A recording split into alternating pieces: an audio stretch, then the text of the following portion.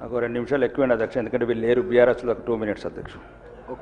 ఒక్క ప్రశ్నకు పరిమితం కండి రాకేష్ రెడ్డి గారు. అధ్యక్ష ఆర్మూర్ నియోజకవర్గం అధ్యక్ష, అక్కడ నందిపేట అనే మండలం ఉంది అధ్యక్ష. అక్కడ 1998లో ఇంటికి 5 రూపాయలు వసూలు చేసుకొని బస్సు డిపోకు 5.5 ఎకరా స్థలం కొనిచ్చినాం అక్క అధ్యక్ష. ఇంటికి 5 రూపాయలు వేసుకొని 1998 ఆ రోజు గౌరవనీయ మాజీ ముఖ్యమంత్రి అప్పటి రవాణా శాఖ మంత్రి శిలపలకం అక్కడనే ఉన్నది అధ్యక్ష, నందిపేటలో ఉన్నది. కల్వకుంట్ల చంద్రశేఖరరావు రవాణా శాఖ మంత్రులని అప్పుడు అంటే ప్రత్యేకంగా ఎందుకు ఇవ్వాల్సి వస్తుంది అధ్యక్ష, ఉత్తర తెలంగాణ ఎప్పుడు ఈ రకంగానే వెనుకబాటుతనం గురవుతుంది అధ్యక్ష. ఇంటికి 5 రూపాయలు వేసుకున్నాం అధ్యక్ష, బస్సులు వస్తాయి, బస్సు డిపో వస్తుందని. అది ఈరోజు చివరికి మా పరిస్థితి ఎంత అంటే 2 సంవత్సరాల నుంచి రవాణా శాఖ మంత్రికి ఎన్ని లెటర్లు ఇచ్చామో తెలియదు. ఒక్క నిమిషం అధ్యక్ష. చివరికి ప్రజలు రస్తారోకలు చేసి హైకోర్టుకి వెళ్ళారు అధ్యక్ష. మా పైసలు మాకు ఇప్పియండి, మా భూమి మాకు ఇప్పియండి. మళ్ళీ మీరు ఆర్టీసీ తాకట్టులు పెట్టుకొని డబ్బులు తెచ్చుకొని ఉస్నాబాదు మంతెన ములుగు మీరెందుకు కట్టుకుంటారు అధ్యక్ష మా పైసలతో?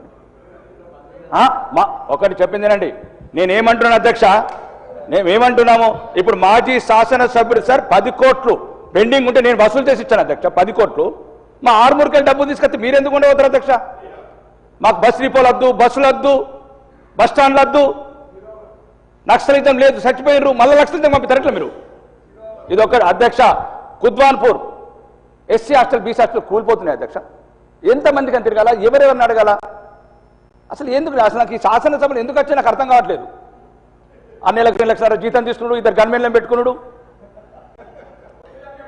ఈసారి సెక్రటరియట్ అధ్యక్ష మీరు దయచేసి మీరు అధ్యక్ష కొత్త ఏదైతే సెక్రటరీ ఉందో అధ్యక్ష మీరు వీడియో విజువల్ 200 సార్లు వెళ్ళాను అధ్యక్ష, ఒక్క మంత్రి ఉన్నాడు. మరి మళ్ళీ ఈ వాస్తు పిచ్చి ఇలా పట్టిందో తెలియదు. అధికారులు ఉండరు, ఎంతమందిని అడగాల, ఏమేం చేయాలా చెప్పండి, మీకు ఏమి ఇయ్యము. మళ్ళీ ఎలక్షన్ వచ్చినప్పుడు ఏదైనా కొద్దిగా ఇస్తాం, తాయిలు గంగలు పోతుంది. మేము 4 దగ్గర బుద్వాన్పూర్లో అధ్యక్ష ఎస్సీ. ఒక్క నిమిషం అన్న, ఇక మాట్లాడిన నాకు దయచేసి, నేను ప్రజల సమస్యల గురించి మాట్లాడుతున్నా, రాజకీయాలు అస్సలకే మాట్లాడాను ఈ వేదిక ద్వారా. ప్రజల సమస్యల గురించి చెప్పకపోతే ఎవరు మాట్లాడతారన్న సామాన్యుడి గురించి అధ్యక్ష? ఆర్మూర్లో జిరాయిద్ నగర్ ముస్లిం పిల్లలు ఉంటారు అధ్యక్ష, మొత్తం కూలిపోయింది, గోడలు కూలిపోయినాయి. జిరాయిద్ నగర్లో ఎంత రిక్వెస్ట్ 2,30,00,000 ఎస్టిమేషన్. మరి ముస్లింలని జనజీవన దూరం రాదామా? అట్లాంటి పరిస్థితులను నెట్టి వాళ్ళని ఏ వాదనకు తీసుకువెళ్దాం? మళ్ళీ తీవ్రవాదులు అంటారు, ఉగ్రవాదులు అంటారు, మళ్ళీ ఇట్లా చేస్తారు, రెచ్చగొడతారు, వాళ్ళతో కలిసి ఉండరు, మళ్ళీ మా మీద విషయం చెబుతారు.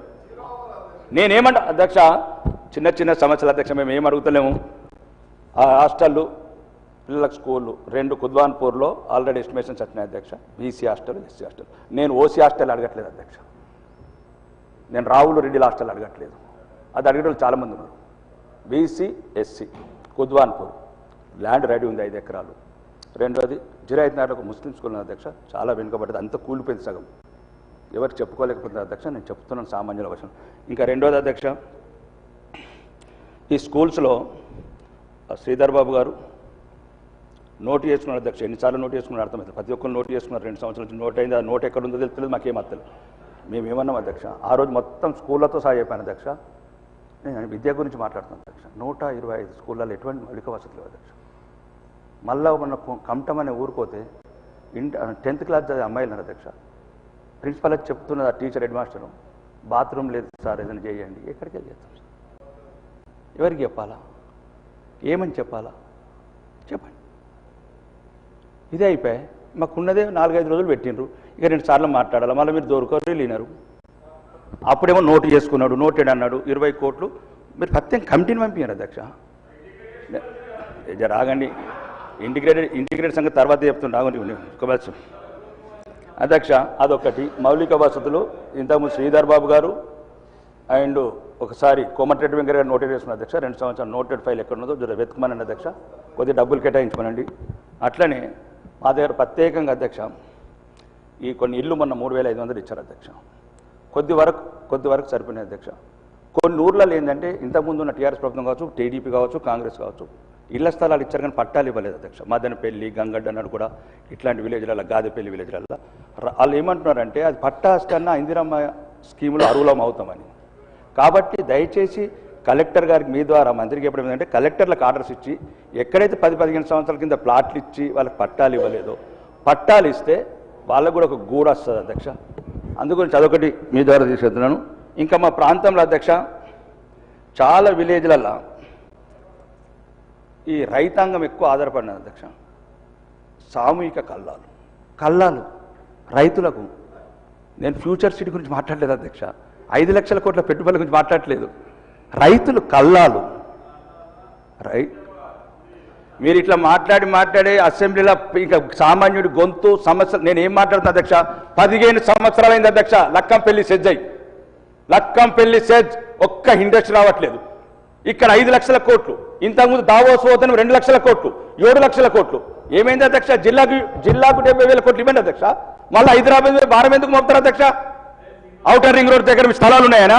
రీజనల్ రింగ్ రోడ్ దగ్గర మీ భూములు ఉన్నాయనా? అంటే తెలంగాణ 10 జిల్లాల తెలంగాణకు 70,000 కోట్లు ఇవ్వండి అధ్యక్ష. ఈరోజు ఆదిలాబాద్ ఎయిర్పోర్ట్ అయింది, ఈరోజు వరంగల్ ఎయిర్పోర్ట్ అయింది. మొత్తం 10 జిల్లాలను సమంగా డెవలప్ అయ్యింది అధ్యక్ష. హైదరాబాద్ మీద బాగా భారం పడుతున్నారు అధ్యక్ష. ఏ జిల్లా వాళ్ళు ఉంటారు అధ్యక్ష?